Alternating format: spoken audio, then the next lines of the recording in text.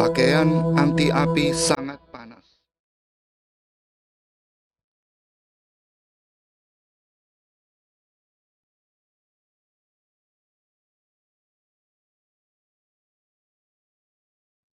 Perlengkapan pengaman tidak nyaman.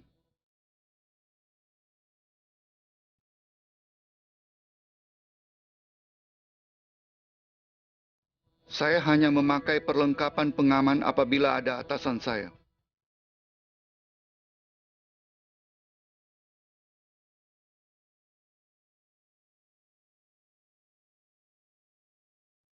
Di samping itu, hal itu tidak akan menimpa saya.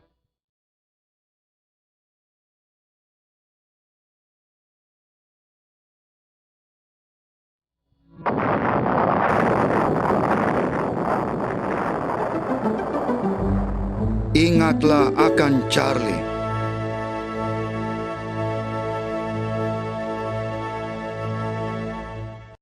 Terima kasih untuk kehadiran kalian di sini. Nama saya Charlie Moorcraft dan saya adalah seorang operator dan saya bekerja di lapangan. Saya bekerja di bagian pencampuran bensin. Saya mengolah bensin. Selama 27 tahun saya bekerja di Exxon. Saya pikir saya sudah pernah melakukan setiap pekerjaan yang ada di penghilangan minyak. Saya mulai bekerja sebagai seorang petugas selama beberapa tahun, pindah dari sana dan bekerja di dermaga kapal tongkang. Saya memuati mobil-mobil rel kereta api selama beberapa tahun. Saya bekerja di bagian penyimpanan. Sebutkan pekerja apa saja, semuanya sudah pernah saya kerjakan di penghilangan minyak. Saya adalah seorang buruh angkutan. Kami semua adalah buruh angkutan dan saya adalah dewan pelaksananya. Saya adalah seorang pengurus dan saya adalah seorang utusan. Saya berada di tim penawaran sepanjang 9 yard. Tapi saya digaji berdasarkan jam selama saya berkarir di sana. Saya bekerja di sana selama bertahun-tahun. Saya pikir saya dilahirkan untuk bekerja di pengelaman minyak. Tapi selama 15 tahun dan 27 tahun saya bekerja di Exxon, saya mempunyai pandangan yang sama mengenai keamanan. Seperti kebanyakan orang pada umumnya, manusia di mana-mana kebanyakan sama. Memang demikian adanya. Logatnya mungkin berbeda sedikit dan ada istiadatnya mungkin sedikit berbeda, tapi perasaannya adalah sama persis. Dan bagaimana pandangan mereka mengenai keamanan kelihatannya sama persis seperti pandangan saya. Dan bahwa kecelakaan tidak akan menimpa saya. Kecelakaan-kecelakaan hanya menimpa orang lain. Saya tidak pernah benar-benar memperhatikan mengenai keamanan. Itu bukan salah satu dari 10 besar daftar utama yang saya harus khawatirkan setiap hari ketika saya bangun dan pergi bekerja. Dan saya akan pergi bekerja di Exxon dan kami akan mengadakan rapat-rapat tentang keamanan seperti ini setiap saat. Ketahuilah, rapat-rapatnya tidak demikian terperinci seperti ini, tetapi paling tidak kami adakan rapat-rapat tentang keamanan. Dan saya akan hadir di rapat-rapat itu dan biasanya saya akan duduk di belakang ruangan dengan memakai kacamata hitam saya. Sehingga kamu tidak tahu jika saya sedang tertidur atau tidak. Dan beberapa pemimpin perusahaan akan berdiri di sana dan memberikan kami ceramah singkat yang memberi semangat atau menunjukkan kami sebuah siaran televisi atau hal semacam itu. Dan biasanya mereka membuat sebuah daftar, seperti daftar yang kamu miliki di sini, dari semua kecelakaan-kecelakaan yang pernah kami alami selama 10 tahun terakhir. Dan mereka katakan bahwa kami mempunyai begitu banyak pertolongan pertama dan begitu banyak luka-luka yang didokumentasikan. Ketahuilah, semua statistik yang mereka tulis di sana di rapat tentang keamanan, dan saya akan duduk di sana melihat daftarnya dan berkata pada diri saya sendiri, baiklah, apakah yang mereka harapkan? Ini adalah sebuah perusahaan minyak. Tentunya kamu tahu sebuah pabrik bahan kimia. Jika kamu akan menjalankan usaha di tempat seperti ini, kamu akan menghadapi banyak kecelakaan. Itu berjalan bersamaan dengan pekerjaan tersebut. Hal itu tidak dapat dihindarkan. Faktanya, itu akan terjadi. Dan itu adalah bagian dari pekerjaan tersebut. Tetapi seburuk apakah jika kecelakaan itu terjadi? Benar, seburuk apakah itu? Sekarang saya tidak bodoh. Dan saya tahu bahwa di sebuah pengolahan minyak ada kemungkinan bisa terjadi kecelakaan yang sangat fatal. Tetapi sampai saat ini saya telah bekerja di sana hampir 15 tahun. Dan saya memahami betul pekerjaan saya. Saya tahu segala seluk-beluknya, luar dan dalam dan dari atas ke bawah. Saya tahu bagaimana menjaga diri saya di pengolahan minyak.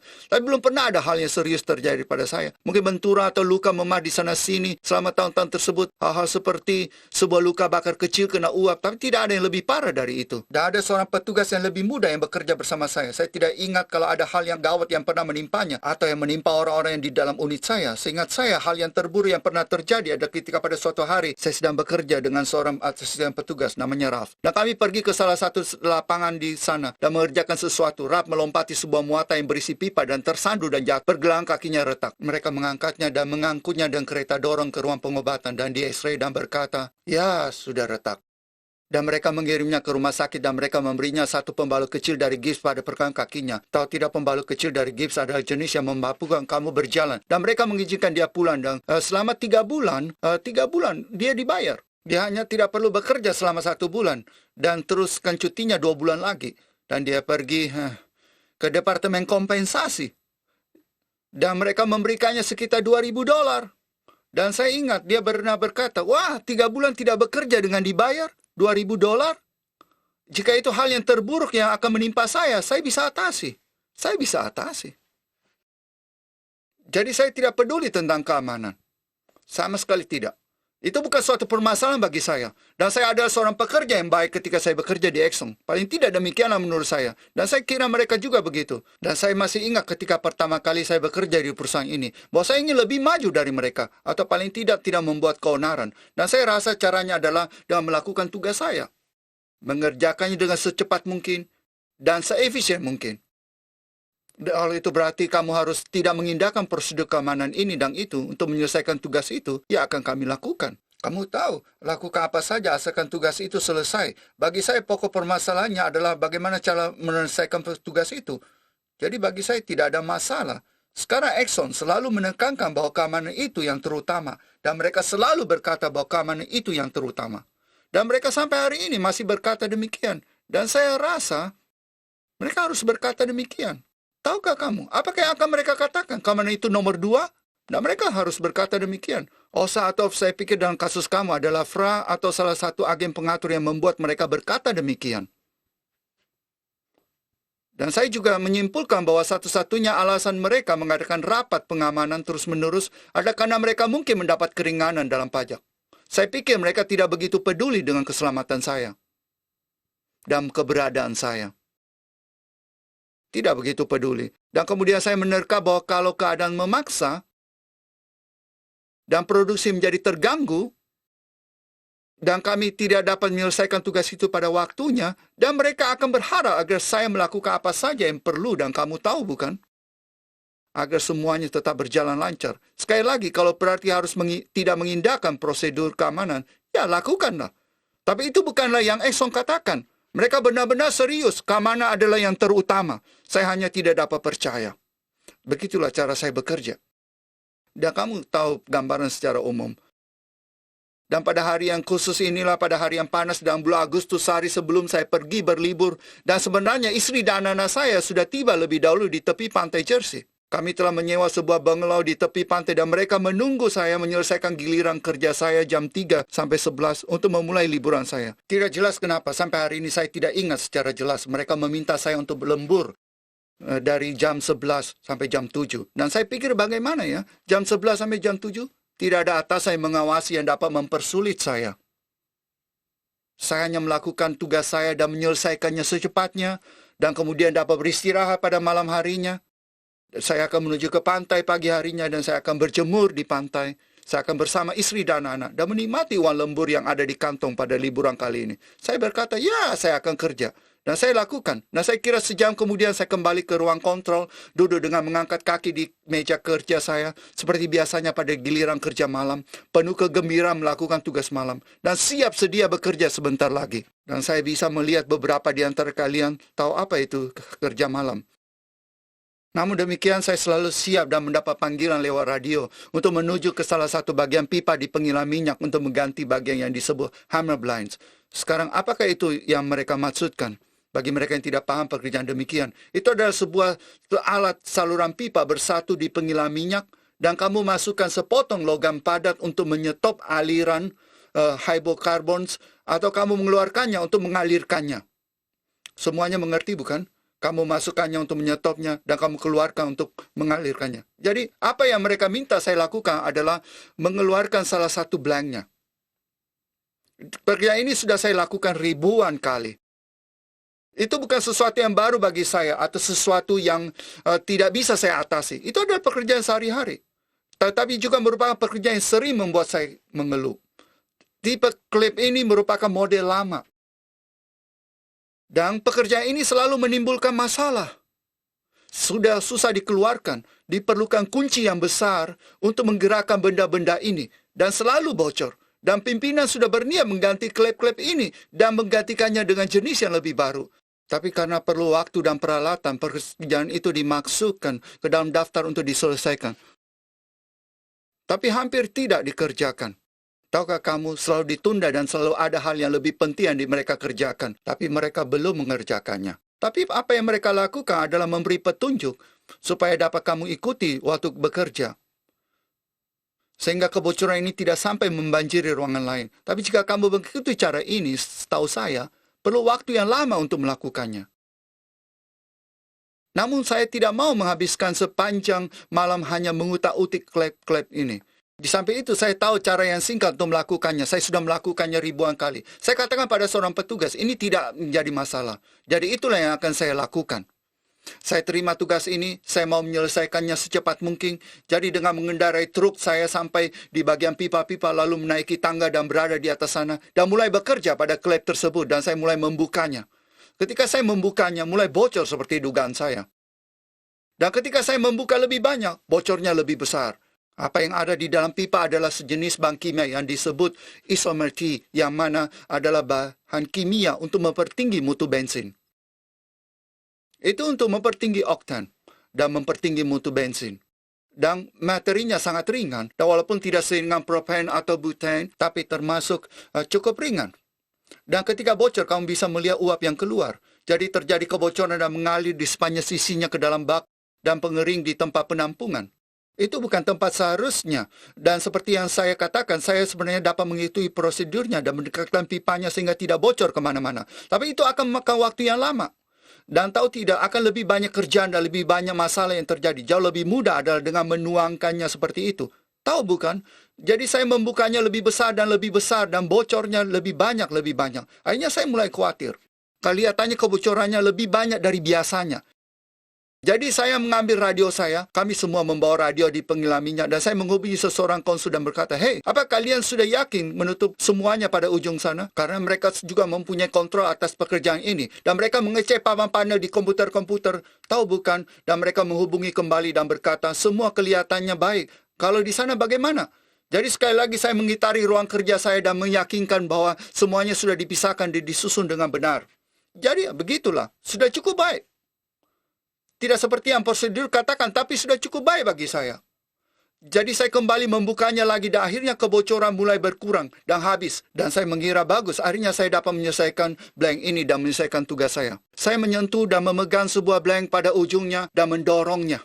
Entah dari mana di dalam saluran pipa sampai hari ini saya tidak mengerti. Saya kena sentakan gelombang sebuah materi yang memancar keluar, memukul kedua mata saya dan terus menyelubungi bagian depan saya. Dan saya sering menerka-nerka sampai hari ini, jika saya memakai kacamata pengaman, pada waktu itu apakah saya berhasil lolos? Dengan jujur saya tidak tahu. Kamu bisa melihat bahwa saya tidak mau repot-repot memakai kacamata pengaman kalau tidak terpaksa.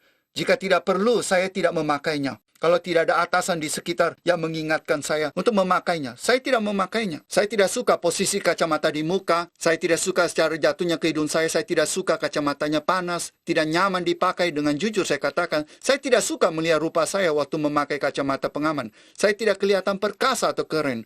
Namun tidak peduli bagaimana seharusnya, kacamata pengaman tidak cocok bagi saya, jadi saya tidak perlu repot-repot memakainya. Sebenarnya saya tidak sungguh-sungguh peduli bagaimana perlengkapan pengamanan. Maksud saya, jika giliran kerja malam, saya kebetulan di dalam ruang kontrol untuk melakukan sesuatu hal, dan saya lupa helm saya tidak begitu khawatir karenanya. Atau ketika saya menyetir pulang pergi ke tempat kerja, saya tidak peduli sabuk pengaman. Saya tinggal 10 menit jauhnya dari pengilam minyak. Tidak seperti saya harus menyetir keluar kota untuk bekerja. Kamu tahu bagaimana rasanya memakai sabuk pengaman akan menyebabkan bajumu kusut dan tidak nyaman. Sangat tidak nyaman, seperti kebanyakan perlengkapan pengaman itu. Jadi saya tidak sungguh-sungguh peduli memakainya. Seperti yang saya katakan, saya sering menerka jika saya telah memakai kacamata pada malam itu. Apakah saya berhasil lolos? Saya sungguh tidak tahu. Ketika mata saya terhantam, saya tidak dapat melihat untuk sementara waktu. Dan saya cepat-cepat berlari ke pancuran air pengaman, yang letaknya sekitar setengah blok jauhnya. Dan saya perlu waktu sekitar 1 atau 2 menit untuk membersihkan mata saya. Saya dapat melihat kembali dan akhirnya saya berlari melewati plafon dan turun tangga. Ketika saya berlari turun tangga, saya masih dapat berlari melewati truk saya. Dan sambil melihat truk sedang berkata pada diri saya, "Ya ampun, truk itu masih hidup." Ada prosedur di pengilang minyak yang mengatakan bahwa jangan pernah meninggalkan trukmu atau kendaraan hidup karena dapat menjadi sumber kebakaran. Jadi itu adalah prosedur lain yang saya abaikan.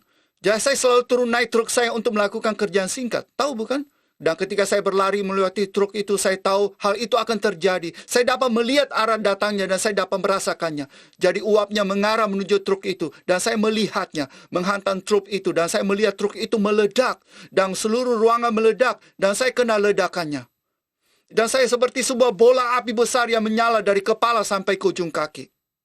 Kamu mungkin mengira bahwa kamu akan menjadi tidak sadar ketika hal itu terjadi. Tetapi tidak. Sama sekali tidak demikian. Saya masih ingat dapat berpikir dengan jelas seperti saya berpikir sekarang ini. Saya masih ingat membahas tentang apa yang seharusnya saya lakukan. Tahu bukan mereka katakan supaya kamu menjatuhkan diri dan mencoba untuk mematikan nyala api. Tapi saya tahu bahwa itu tidak mungkin karena diri saya penuh dengan bahan kimia ini dan semuanya batu besar di daerah itu. Lalu saya tahu bahwa saya tidak mungkin melakukannya. Lalu saya masih ingat saya berpikir, apakah saya mungkin menuju ke pancuran air pengaman itu? Apakah saya seharusnya terus berlari? Apakah seharusnya saya berhenti saja dan mati di tempat? Jadi saya terus berlari. Akhirnya dari sudut mata saya di bawah rak pipa, saya menyusuri jalan aspal yang saya masih ingat ada genangan air. Saya melihat ke genangan air itu dan berkata kepada diri saya, mudah-mudahan itu air. Dan bukan lagi isomet fit. Maka saya langsung terjun menyelam dan berada di dalamnya. Dan puji Tuhan, ternyata itu air. Saya berguling-guling dan berhasil memberikan api yang ada di tubuh saya. Berikutnya, saya ingat ketika saya melompat ke atas, saya meraih radio saya dan melakukan panggilan darurat. Tapi radio saya hilang. Radionya meledak bersamaan dengan sebagian besar dari pakaian saya. Dan selanjutnya yang saya coba adalah berlari di sekitarnya dan mengatasi kobaran api. Saya tidak ingat ada rasa sakit pada saat itu. Saya rasa kamu menjadi terkejut dan mulai menerapkan apa yang telah kamu pelajari sebelumnya.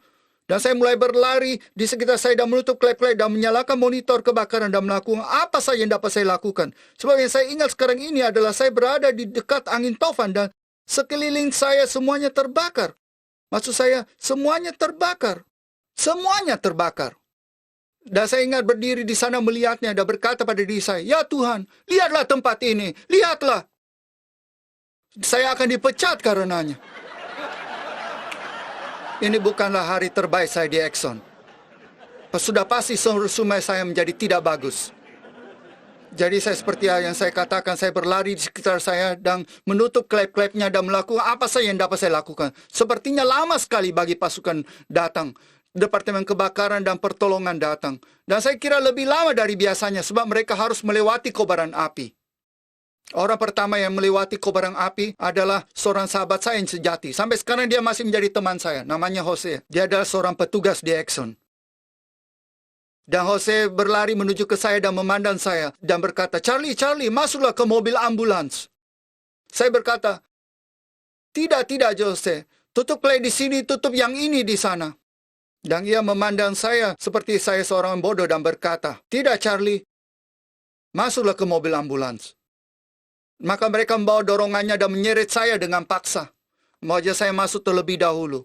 Dan kemudian mereka mengangkatnya dan mendorong saya masuk ke ambulans. Dan pengemudi ambulans malam itu juga adalah seorang teman saya yang baik. Namanya Sue. Dan Sue seorang yang sungguh-sungguh ahli. Ketika mereka mendorong saya masuk ke mobil ambulans, saya melihat ke Sue sepertinya dia kelihatan sedih dan air matanya mengalir dari matanya. Biasanya Sue tidak begitu. Dan saya memandangnya dan kemudian melihat ke bawah. Dan untuk pertama kalinya saya melihat kedua lengan saya. Semuanya hitam. Tapi yang saya maksudkan adalah hitam gosong. Dan bengkak dan melepuh dan mulai mengeluarkan cairan di depan mata saya. Dan demikian juga saya rasakan pada wajah saya. Dan saya memandang kembali ke Sue dan berkata, saya rasa saya tidak tampan lagi. Dan dia mulai menangis. Dan itulah saya menyadari bahwa saya dalam keadaan parah dan mulai merasakan sakitnya. Dan sekarang saya berbicara mengenai rasa sakit. Bayangkan ujung jari kamu kena korek api dan rokok dan badanmu sedang terbakar di atas 45-50%. Sakitnya sedang menyiksa. Tidak mungkin bagi saya menggambarkan kamu bagaimana rasa sakitnya. Saya terus berteriak di dalam mobil ambulans itu, tolong biarkan saya mati, biarkan saya mati. Tentu saja mereka tidak mau. Dan mereka membawa saya ke rumah sakit terdekat. Namanya Rumah Sakit Lexington. Mungkin sekitar 2 miles jaraknya. Ketika sampai di rumah sakit, pertama kali yang mereka lakukan adalah menyuntikmu dengan segala macam obat penenang yang ada. Taulah mereka memberimu morfin atau demerol. Apa yang dapat mereka berikan untuk menahan rasa sakit akan diberikan kepadamu. Tapi untuk rasa sakit sama sekali tidak menolong. Tidak menolong. Yang saya inginkan adalah mati. Sebenarnya saya berdoa supaya saya bisa mati. Saya tidak takut mati. Saya sungguh tidak takut mati. Saya menantikannya. Tahukah kamu apakah yang saya takuti? Saya takut kalau mati di sana dan mati di sana sendirian. Tidak ada seorang pun yang tahu. Keluarga saya tidak akan tahu. Dan hal itu menakutkan saya. Dan saya masih dapat berbicara saat itu. Paru-paru saya belum berhenti bekerja. Dan saya masih ingat meminta para perawatnya, tolong hubungi keluarga saya. Hubungi keluarga saya. Dan mereka jawab, tentu mereka akan mencoba. Mereka keluar menghubungi istri dan anak-anak saya. Tapi mereka berada di rumah pantai yang telah kami sewa. Tidak ada telepon di sana. Mereka mencoba menghubungi ayah dan ibu saya yang tinggal di kota sekitar sini. Tapi pada malam bulan Agustus yang panas, mereka tertidur di kamar tidur dengan menyalakan AC. Dan mereka tidak mendengar telepon berdering di dapur. Mereka mencoba menghubungi saudara-saudari saya dan mereka di dalam pesta. Mereka tidak dapat menghubungi mereka. Dan para perawat kembali dan berkata, maaf kami tidak dapat menghubungi siapapun. Saya berpikir, ya Tuhan, saya akan mati di sini. Dan tidak ada seorang pun akan tahu. Tidak ada seorang pun yang tahu. Dan itulah yang sangat menakutkan saya. Suatu perasaan yang sangat kesepian jika ingat akan mati sendirian. Akhirnya Exxon mengirim seorang utusan ke Bayonne. Itulah nama kota di mana saya dibesarkan dan di mana ayah dan ibu saya tinggal. Utusan dari Exxon pergi ke kantor polisi pusat dan mereka mendapatkan alamat orang tua saya. Mereka pergi ke sana sekitar jam 5 pagi hari dan mereka membangunkan ayah ibu saya. Polisi menggedor pintu dengan keras dan berteriak bahwa mereka harus datang. Karena anak laki-laki mereka mengalami kecelakaan dan hampir meninggal. Saya sering menerka bagaimana rasanya mengalami hal itu. Hari ini saya adalah seorang ayah. Dan saya membuat orang tua saya menanggungnya. Untuk apa? Untuk apa? Akhirnya ayah dan ibu saya berhasil menghubungi saudara-saudari saya. Dan mereka pergi menghubungi istri dan anak-anak saya. Dan setiap orang bergegas menuju ke rumah sakit hampir bersamaan waktunya. Dan apa yang mereka lakukan pada saya di rumah sakit pada saat itu adalah melakukan segala sesuatu yang dapat mereka lakukan. Hanya supaya saya bisa hidup. Rumah sakit Lexington Brothers bukan unit kebakaran, tetapi mereka telah berbuat yang terbaik untuk merawat saya. Saya ditempatkan di ruangan yang berkaca besar. Dan saya dihubungkan dengan segala macam monitor.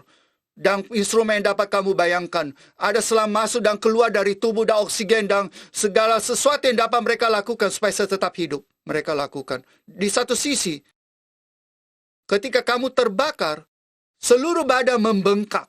Luar biasa. Membengkaknya tidak merata. Dan di satu sisi, lengan ini khususnya membengkak. 2 kali lipat besarnya dari ukuran normalnya. Saya tidak membesar-besarkannya. Memang demikian adanya. Pembekatannya itu menyebabkan darah mengalir ke arteri utama. Sehingga mereka harus mengurangi tekanannya. Ketika saya berbaring di sana, mereka mengambil pisau bedah, menggoresnya di lengan saya. Kemudian darahnya mulai menyembur dengan derasnya. Bukan main hebatnya, sangat hebat. Dan mereka tidak dapat memberikan saya obat penahan sakit, karena mereka khawatir dosirnya menjadi terlalu tinggi. Mereka tidak dapat memberikan saya obat mati rasa, karena mereka takut saya tidak bisa bangun lagi. Dan saya harus terbaring di sana dan memperhatikan mereka seperti yang saya katakan, sungguh mengerikan. Saat itulah keluarga besar saya tiba di rumah sakit. Ketika semuanya sedang terjadi. Kalau mungkin ingin melihat suasana itu. Tapi semua keluarga saya, para dokter, hadir di sana. Saya tidak tahu dari mana mereka mendapatkan para dokter itu dalam waktu yang singkat. Karena di sana bukan hanya para dokter yang sudah ada dari rumah sakit Lexington Brothers, tapi juga dari dokter di Lexington, ada para dokter dari Saint Barnabas unit bagian kebakaran. Saint Barnabas adalah salah satu unit kebakaran yang terbaik di negara ini. Letaknya di Livingston, New Jersey. Dan semua dokternya terlibat dalam argumentasi yang besar. Mereka sebut itu diskusi. Saya katakan itu suatu argumentasi mengenai apa yang harus dilakukan pada diri saya. Beberapa dokter merasa jika saya tinggal di rumah sakit Lexington, saya akan meninggal di sana. Karena di sana tidak ada fasilitas untuk merawat saya. Dan dokter lainnya berpendapat bahwa jika saya dipindahkan ke Saint Barnabas, unit bagian kebakaran, saya akan meninggal di dalam perjalanan. Dan ketika saya terbaring di sana, mereka bolak-balik berdebat. Taulah meninggal di sini, meninggal di sana. Dan saya terbaring di sana memperhatikan mereka berdebat di mana saya akan meninggal. Dan akhirnya salah satu dari mereka berkata, mari kita berdiskusi di luar ruangan. Jadi mereka keluar. Mereka semuanya keluar. Dan setiap orang melangkah keluar ruangan. Mereka semuanya berada di sisi lain yang dipisahkan oleh partisi berkaca. berdiskusi tempat di mana saya akan meninggal. Dan ketika saya masih terbaring di sana, saya tidak mau menceritakan pengalaman saya, tubuh saya terpisah, dan melihat sinar terang atau hal semacam itu. Saya tidak ingat jelas hal semacam itu. Apa yang saya ingat, dan hal ini sulit saya jelaskan. Sebanyak kali saya mencoba menjelaskannya, sebanyak saya ingat. Saya ingat rasanya pengap di sekitar saya. Hanya pengap. Saya tidak ingat rasa sakit pada saat itu. Tidak ada rasa sakit. Semuanya pengap. Rasanya tubuh saya seperti mati. Sepotong demi sepotong. Saya katakan sebelumnya ke orang-orang bahwa rasanya seperti ada seseorang di dalam saya mematikan tombol dan menghentikan saya. Saya tidak ingat rasa sakit seperti saya katakan. Saya tidak ingat begitu menyadari keadaan di sekitar saya. Sangat sadar. Saya tahu bahwa saya tidak bernafas. Saya tahu betul. Saya masih ingat berpikir di dalam diri saya bahwa seharusnya saya dan memberikan tanda ke mereka yang sedang berdebat di mana saya akan meninggal. Kamu tahu bukan di sini dan sekarang ini? Tapi rupanya seseorang akhirnya melihat saya dan apa yang mereka beritahu kepada saya. Mereka berlari dan hal itu tidak jelas karena sesuatu alasan. Tapi mereka menusukkan jarum ke dada saya dan menyetrum saya. Dan melakukan segala upaya supaya saya tidak kehilangan saya. Kemudian mereka mengambil keputusan bahwa secepatnya setelah kondisi saya baik, mereka akan memindahkan saya ke Saint Barnabas, unit bagian kebakaran. Saya hampir meninggal di tempat itu. Mereka tidak mempunyai fasilitas untuk merawat saya. Di rumah sakit di mana saya dirawat, akhirnya saya dipindahkan tak lama kemudian pada malam itu. Atau saya rasa waktu subuh. Ketika sampai di rumah sakit Saint Barnabas, unit bagian kebakarannya berlokasi di bawah tanah. Karena di sana kamar hiperbalik berada dan beberapa peralatan lainnya yang diperlukan untuk merawat para korban bakaran. Mereka membawa mobil ambulans dan menurunkannya ke lereng besar yang panjang. Di sana adalah tempat pemuatan, biasa dipakai sebagai tempat pemuatan. Mereka membawa di dalam usungan khusus milik mereka. Dan ada derek di atas yang keluar dan akan turun dan akan mengangkat kau dan membawamu masuk ke ruangan ini yang disebut ruang tanking. Dan ruangan ini berisi tangki dari besi tak berkarat yang besar, yang mereka namakan tangki hover. Tangki-tangki itu seperti tub mandi yang besar, penuh dengan air, Clorox, dan bermacam-macam antibiotik. Kamu akan masuk ke dalamnya bersama derek itu, dan mereka akan masukkan kamu ke tangki-tangkinya. Sekarang masih ingatkah sebelumnya saya berbicara tentang rasa sakit dan terbakar tubuhmu di atas 45%? Baiklah, rasa sakitnya itu tidak ada apa-apanya dibandingkan dengan rasa sakit ketika diturunkan ke dalam tangki-tangki itu. Apa yang mereka lakukan di sana dinamakan debriding. Mengeluarkan kepingan kulit yang terkelupas. Sayang sekali ketika mereka lakukan itu, sedikit kulit yang masih hidup akan terangkat dengan ujung sarafnya lengket dan teriakan yang sangat menghebohkan. Teriakan saya sendiri dan teriakan orang lain yang berada di sana. Waktu malam ketika mereka akhirnya akan membawamu masuk, ketika mereka semuanya menyelesaikan operasi yang ada dan mereka lakukan tanking dan debriding, tidak mungkin kamu bisa tidur. Tidak mungkin. Disebabkan rasa sakit dan teriakan dan tangisan. Tetapi yang terbanyak dari semuanya adalah karena pikiran-pikiran bahwa pagi harinya kamu akan kembali masuk ke tangki tersebut. Kamu lihat bukan, setiap hari di unit bagian kebakaran, kamu harus masuk ke tangki itu untuk debriding. Saya berada di unit bagian kebakaran selama 3 bulan. Dan selama 3 bulan, setiap harinya, saya mengalami debriding dan terus-menerus. Dan teriakan terdengar. Saya yakin masih dapat mendengarnya sekarang. Tapi akhirnya setelah 3 bulan, mereka akhirnya memutuskan untuk memindahkan saya ke lantai 4 rumah sakit. Dan itulah lantai step down. Di sana mereka mencoba mengembalikan kamu pada kehidupan normal. Saya tidak mau mengatakan itu normal, tapi kehidupan normal rumah sakit. Sebab ketika kamu berada di unit bagian kebakaran, satu-satunya yang mereka lakukan selain tanking dan debriding adalah menyelamatkan nyawa orang. Saya sudah mengalami semua itu. Di lantai 4 mereka melakukan banyak operasi.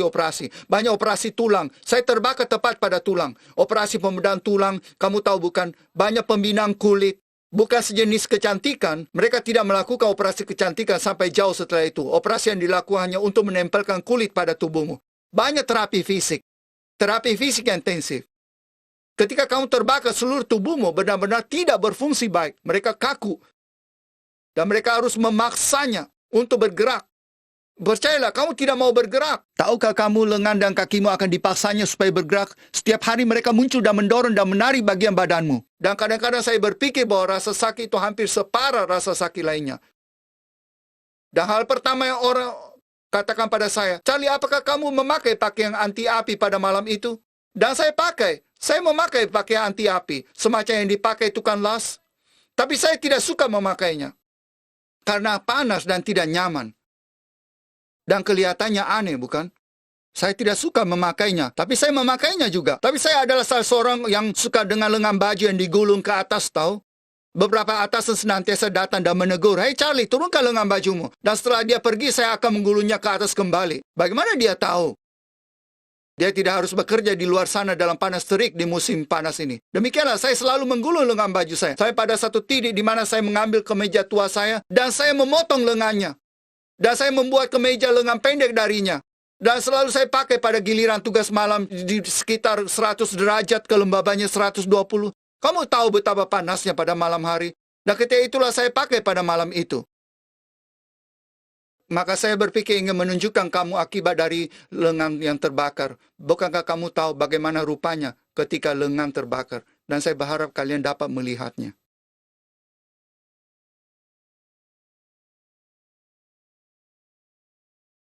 Apakah kalian melihat bekas lukanya di sini? Apakah kalian bisa lihat? Apakah kamu bisa melihatnya, lukanya stop di mana?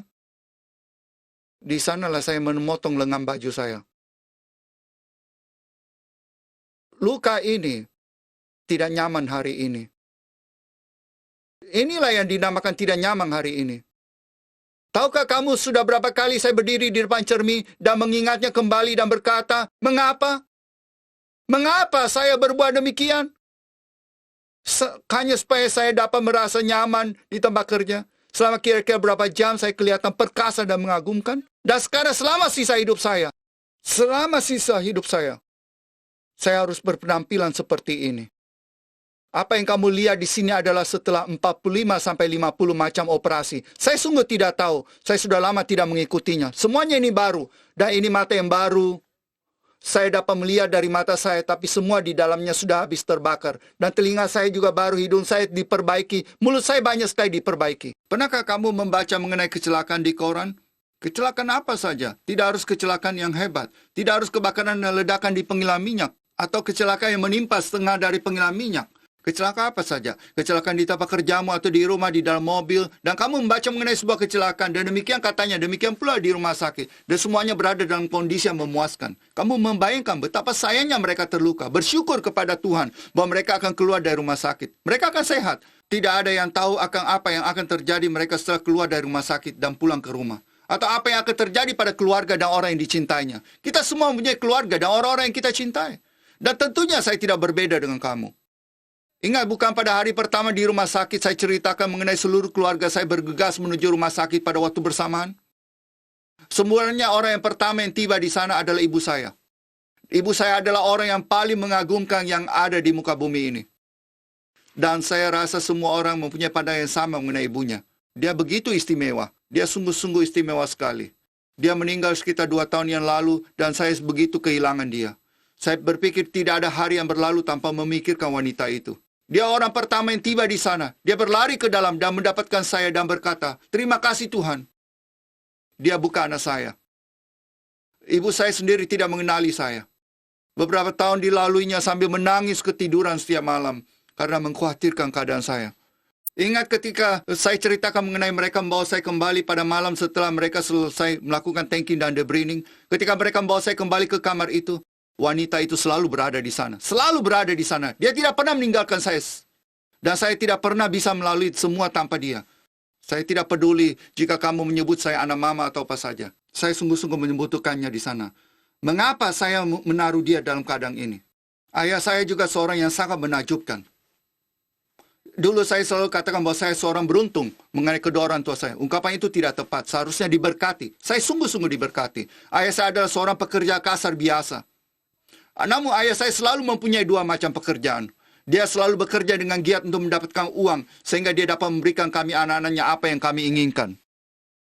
Ayah saya menjenguk saya pada hari itu, Dan ketika dia mendapatkan saya hampir meninggal dan saya ingin mati. Saya tidak ingin hidup lagi. Saya sudah angkat tangan. Saya sudah menyerah. Dan dia masuk ke dalam dan memandang saya sejenak dan berkata, "Bertanda anakku, bertanda. Saya tahu kamu pasti bisa melaluinya." Dan dalam sekejap saja saya kembali mempunyai semangat. Karena saya ingin pria itu menjadi bangga akan diri saya. Dan saya terus bertahan dengan segala upaya segala-galanya. Dan akhirnya saya berhasil. Saya berhasil. Saya tidak bertemu dengan ayah saya lagi tak lama setelah itu. Mereka mengatakan bahwa ayah saya tidak dapat menemui saya karena dia kena influenza dan mereka khawatir akan kuman-kumannya. Saya percaya saja. Saya percaya begitu lama. Tetapi sebenarnya yang terjadi adalah ketika ayah saya keluar dari rumah sakit pada hari itu, dia kena serangan jantung dan dia terjatuh di tempat parkir. Kemudian dia kena serangan otak. Keadaannya tidak seperti dulu lagi. Tidak lama kemudian dia meninggal. Perkawinan saya menjadi berantakan. Anak-anak perempuan saya mempunyai 2 orang anak perempuan yang cantik, Dana dan Jennifer. 2 orang anak yang berbeda sekali bagikan siang dan malam. Saya tidak tahu bagaimana kedua anak ini bisa menjadi kakak beradik dan begitu berbeda. Dan mereka adalah saudara sekandung. Yang satu begitu ramah, seramah mungkin. Itulah Jennifer yang lebih muda. Dan yang lebih tua, Dana, sangat pendiam dan sensitif. Ketika pertama kali saya memberikan ceramah ini, saya berkata bahwa Jennifer baik-baik saja. Tapi dia begitu muda pada waktu kecelakaan itu terjadi. Tidak ada hal yang mengacaukan dia. Tapi tidak ada yang mengacaukan Jennifer. Ternyata saya salah. Saya salah betul. Mungkin sekitar lebih dari setahun yang lalu, Jennifer sekarang berada menjalani terapi sebagai akibat langsung dari kecelakaan ini. Akibat langsung. Anak perempuan saya yang lebih tua, Dana, yang pendiam dan sensitif, dia seorang murid dengan nilai A total menjadi gagal dalam setiap pelajaran. Sampai mencoba membunuh diri. Setiap hal yang saya miliki hilang dalam waktu sekejap saja. Dalam waktu sekejap saja. Satu saat ada di sana, detik berikutnya hilang jadinya. Hilang begitu saja. Hilang begitu saja. Dan untuk apa? Untuk apa? Oleh karena alasan itulah saya berada di sini untuk menceritakan semua akan hal ini. Apakah tujuannya? Alasannya adalah karena kamu tidak akan sanggup dihadapkan pada kecelakaan seperti ini. Tidak ada keluarga yang kuat dihadapkan pada kecelakaan seperti ini. Saya begitu prihatin ketika saya pergi ke sebuah fasilitas dan orang-orang duduk di sana dan berkata, "Terima kasih Tuhan, hal itu tidak akan menimpa saya. Saya tidak bekerja di pengilang minyak. Pekerjaan saya tidak berhubungan dengan jenis bahan kimia seperti itu. Pekerjaan saya tidak seperti jenis pekerjaan itu. Faktanya bahwa saya bekerja di sebuah pengilang minyak yang menggunakan bahan-bahan kimia itu dan tugas itu sama sekali tidak ada hubungannya dengan kecelakaan itu. Tidak ada. Apa yang menyebabkan kecelakaan ini adalah sikap saya mengenai keamanan. Sikap saya.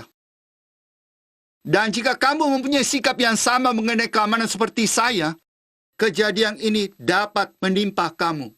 Kejadian yang sama dapat terjadi pada dirimu. Keadaannya mungkin dapat berbeda, tetapi perasaannya sama betul. Dan percayalah pada saya, perasaan orang yang kamu kasihi akan sama persis. Saya tidak berbeda dengan kamu. Tidak berbeda. Kamu tahu bahwa banyak hal yang dapat dilakukan untuk menghindari kecelakaan seperti ini. Begitu banyak. Jika mesin truk saya matikan, mungkin kecelakaan itu tidak akan terjadi. Jika saya memakai kacamata pengaman, mungkin saya bisa lolos keluar tepat pada waktunya. Jika saya ikuti prosedurnya, sudah pasti tidak akan terjadi. Ya, kamu bisa katakan bahwa jika Exxon telah mengganti klep-klepnya, kecelakaan itu tidak akan terjadi. Tapi mereka telah merancang prosedur ini untuk kamu ikuti, supaya kamu dapat bekerja dengan aman. Itu tanggung jawab saya untuk menjalankan prosedur ini. Tanggung jawab saya. Banyak orang berpikir bahwa itu adalah tanggung jawab pimpinan. Atau tanggung jawab Departemen Bagian Keamanan. Untuk menjaga keselamatan mereka. Dapatkah kamu bayangkan itu? Mereka mengharapkan orang lain menjaga keselamatan mereka. Itu adalah tanggung jawab kita semua. Tanggung jawab kita. Kita harus menerima tanggung jawab atas keselamatan kita masing-masing dan berhenti mencari orang lain yang akan menjaga keselamatan kita. Kita harus mulai memperhatikan satu sama lain dan menjaga satu sama lain. Sama sekali tidak ada yang dapat dibanggakan mengenai kecelakaan. Tidak ada. Tahukah kamu akan hal pertama yang akan terjadi ketika kecelakaan terjadi? Hal pertama, dan saya tidak peduli akan apa atau kecelakaan apa. Orang-orang berlarian dan mencari seseorang untuk disalahkan. Jadi mereka salahkan pimpinan atau pekerjanya atau tetangga atau orang di dalam mobil sebelah mereka. Mereka menyalahkan seseorang akan kecelakaan itu. Apa bedanya itu kesalahan siapa? Kesalahan siapa itu? Siapa yang peduli? Itu kesalahan siapa? Sebab ketika kamu terbaring di sana di ranjang rumah sakit sambil berteriak kesakitan. Ketika ibumu terus menangis sendirian waktu tidur pada malam hari. Ataukah anak perempuanmu yang mencoba menelan pil sehingga berlebihan dosisnya. Itulah kamu. Kamulah orangnya. Kamulah orangnya. Tolong. Setiap orang berhak mengecap masa depannya. Tolong. Jangan biarkan itu terjadi padamu. Terima kasih banyak.